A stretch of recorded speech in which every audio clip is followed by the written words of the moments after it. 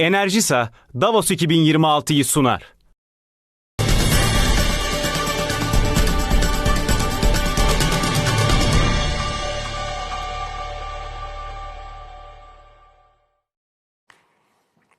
Evet, CNBC-e'ye Londra temsilcisi Berfu Güven ilk günden bugüne kadar Davos'taki gelişmeleri takip ediyor. Şimdi kendisinin özel bir röportajı var, ona kulak verelim. Davos'tan yayınlarımız devam ediyor. Bugün artık son gün, bütün bir haftayı tamamlarken bu haftanın öne çıkanlarını konuşacağız. Davos'taki CNBC stüdyomuzda Ganguly ile birlikteyiz. Kendisi B Capital'ın eş kurucusu ve eş CEO'su. Raj, thanks for joining our program, first of all. I would like to ask you the key takeaways from this week. I think the key takeaway is resilience. In 2025, we all came to Davos, and there was a lot of optimism in the U.S. There was some skepticism in Europe, and the year shaped up to be a pretty volatile year. But tech and what we invest in at B Capital, energy, tech, and healthcare, continue to be incredibly resilient sectors, and sectors where I think we can have a really profound impact on the world. Actually, this week was an interesting week because all the geopolitical risks and the tariff war all combined together, and we all focused on Trump's speech on Wednesday, and they all say that there are like two Davoses, before Trump and after Trump. Do you agree? It's hard to outshine President Trump, but I'd say AI was the second big theme, maybe after the political theme in Davos. When you remove Trump, this is the AI that we have to focus. Absolutely. I mean, my focus was on meeting with founders, meeting with other great venture capitalist investors, and meeting a lot of enterprise and corporate CEOs who are excited about how AI will continue to transform their businesses. So this was the first Davos without the WEF founder Schwab. And so Larry Fink was on the, organized everything. And everybody says that we felt the effect of Larry Fink, and all the global AI leaders are here because of him. Do you agree? It was a great Davos. It was my 12th Davos.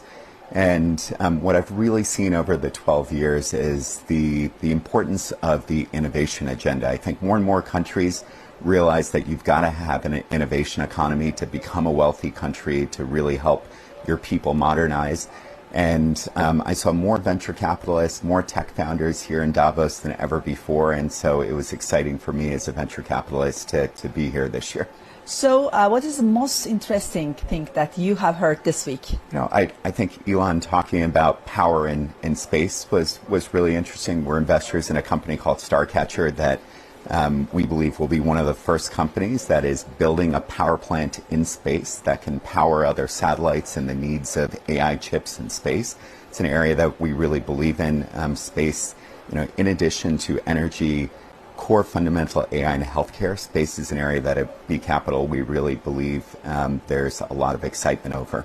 So you are investing in such a kind of space company right now? We are. We're already invested in one of the first companies that we hope will generate power in space. So what is new about space? You know that we have lots of problems in the world, and we cannot solve all the problems of the world, but we are talking about space, so it is so interesting to talk about space.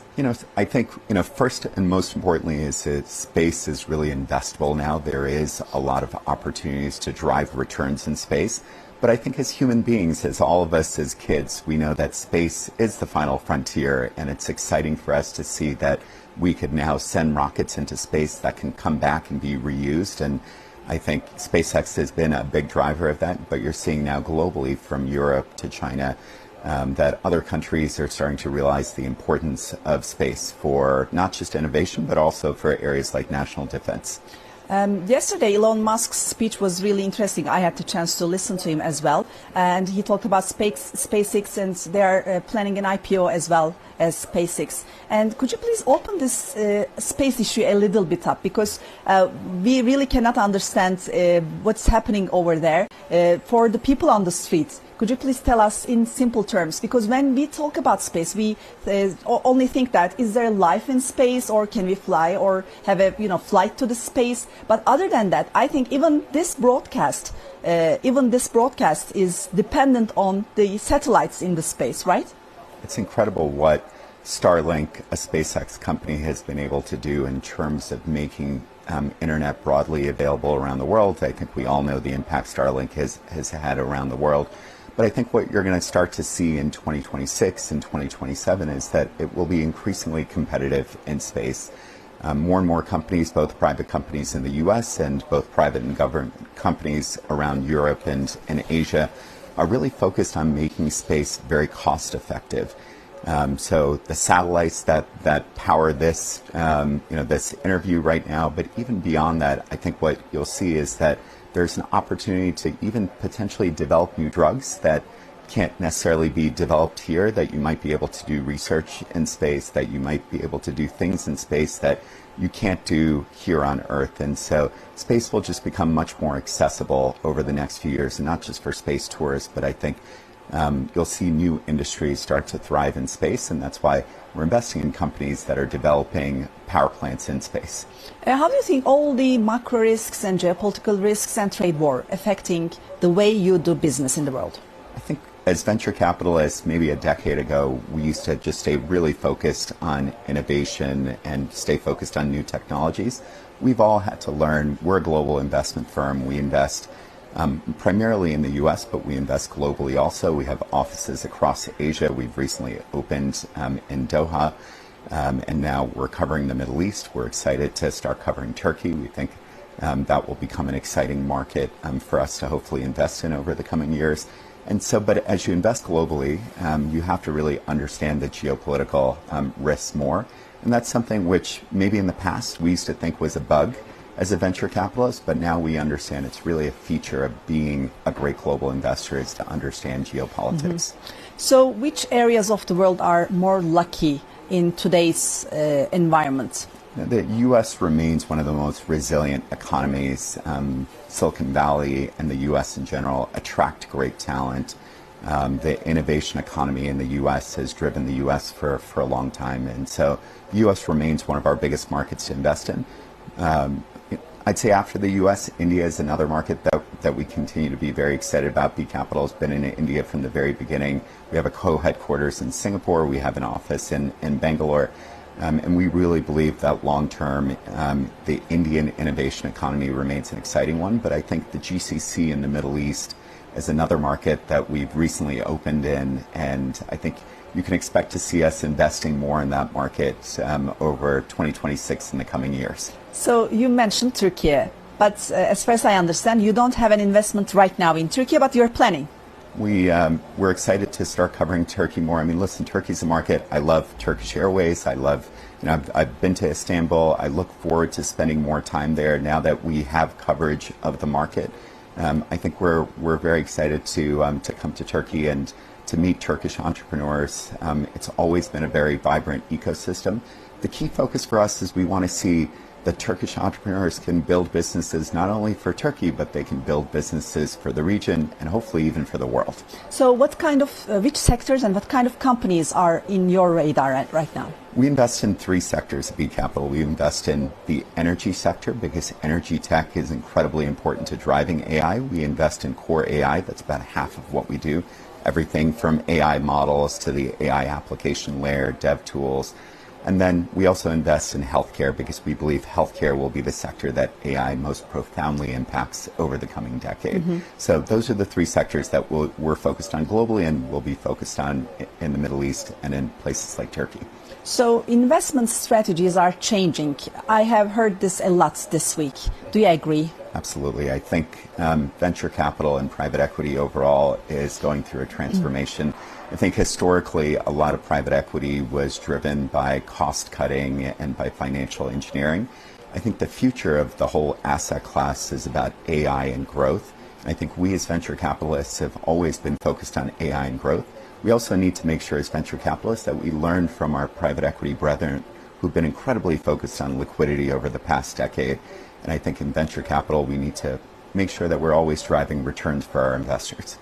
So everybody is also talking about some kind of a bubble in AI and technology. Do you also agree in that, or this is something different? Because they say that AI is the new electricity. Yeah. AI, three important things about AI. AI is a fundamentally transformative technology. It's building on the internet, it's building on mobile, it's building on cloud, but it quite possibly is more profound than all of those. Second is that AI will require massive investment in the infrastructure and the grid to really have anything close to the potential we all believe it can have. On the valuation front, yes, there's some assumption of perfect execution that every single AI company will be able to be transformative. We know that's not true. But the ones that can be transformative, I would argue, are not being overvalued because the opportunity is so large and so significant. So, as professional companies, you are investing in AI technology and everything, and people on the street are started to use AI more, like different applications. But they say that there's a gap in between that. So, how do you think in 5 years' time, for example, the society will adapt itself to this AI changes in the world? It's really important to remember that AI we have today is the worst AI we'll ever have. AI is going to just continue to improve. Chat is a very interesting way to interact with AI, but our belief at B Capital is that you'll see AI really just incorporated into people's daily lives. You won't even think about the fact that you're using AI because it's just embedded into the way that you work. And that's when you'll see the real impact from AI come, when you don't need to go and chat with AI, but AI is so perceptive that it's really just built into your life, it's built into your phone, it's built into your car, it's built into your house, and it's intuitive, and it's able to predict what you want and what you need, and it's able to help you do tasks that you don't really need to do, and so human beings can focus on elevating the things that we do, and that's from our personal lives all the way to what we do for work. Okay. Raj, thank you so much for making this time and giving this interview to our viewers, and we hope to see you in Turkey. I look forward to it. Thank you so much. B Capital eş kurucusu ve eş CEO'su Raj Ganguly ile buluştuk Davos'ta. Yayınlarımız devam edecek.